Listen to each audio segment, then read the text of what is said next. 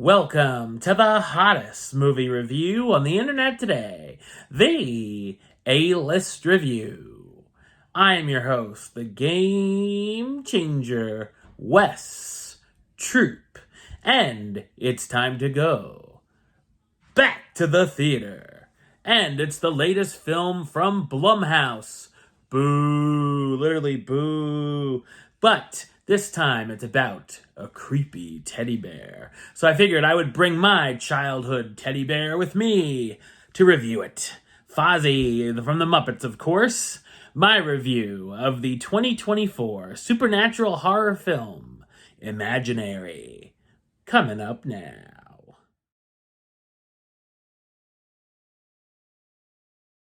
Jessica, a successful children's author and illustrator, moves into her childhood home with her musician husband, Max, and his two kids, Taylor and Alice. Alice soon discovers a teddy bear in the basement who she says is named Chauncey. Alice develops a bond with Chauncey, and the bear doesn't leave her side. Soon, however, odd things begin to happen around the house, and Chauncey may be the one causing them. So what did I think of Imaginary? I thought it's a terrible supernatural horror film. It's directed by Jeff Wadlow, who's best known for directing films such as Cry Wolf, Kick-Ass 2, Truth or Dare, and Fantasy Island, who I'm surprised keeps getting work. Like some of those films, this comes from Blumhouse, who with their last films, Five Nights at Freddy's and Night Swim, have served up 3 turds in a row. While the premise sounds fun and ridiculously entertaining, it's executed in an awful fashion. The film is visually dull and filmed very dark, where it actually gets distracting at times, having a hard time being able to see things before the bear is even introduced. It's almost as if they're trying to hide bad effects or not doing them at all. Even when you think some kind of style may come into the play, with the story towards its finale, it looks dull as dishwater. There's also nothing that's actually scary, no tension throughout, and the jump scares are horrible. I usually like when you can see shadows or images in the background a few times, setting up the ghoul of the month, but 20 times over and over becomes a bit redundant. They also show the scariest moment of the whole film in the trailer, so if you've seen that, you've seen the best parts of the film already. It takes the horror movie 101 textbook and almost checks off every single box as it beats you over the head with it.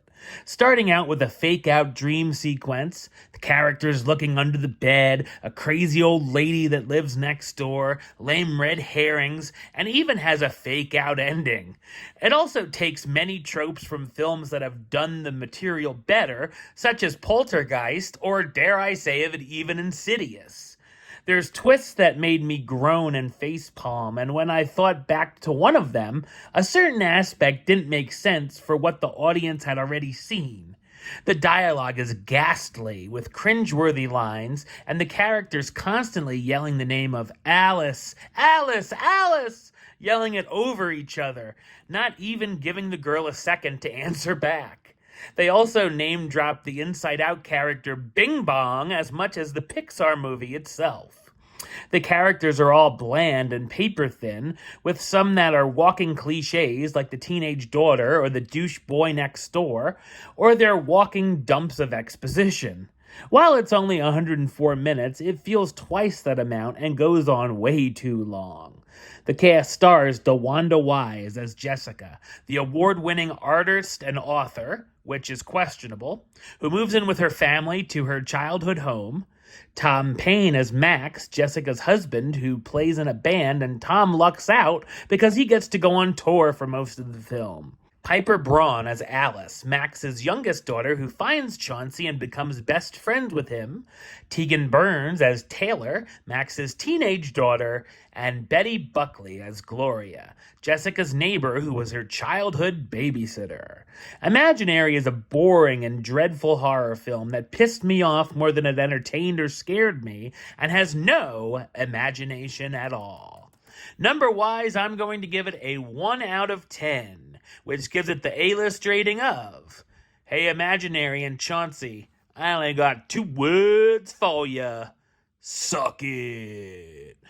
All right, well, that's the show. I'll be back with another review very soon. But until then, don't forget to like, comment, and subscribe right here on YouTube. YouTube.com/Westside515. Like the show on Facebook, Facebook.com/WestTroopaList. And of course, you can follow me on the Instagram and Letterboxd at WestAList. Until next time, Troop out.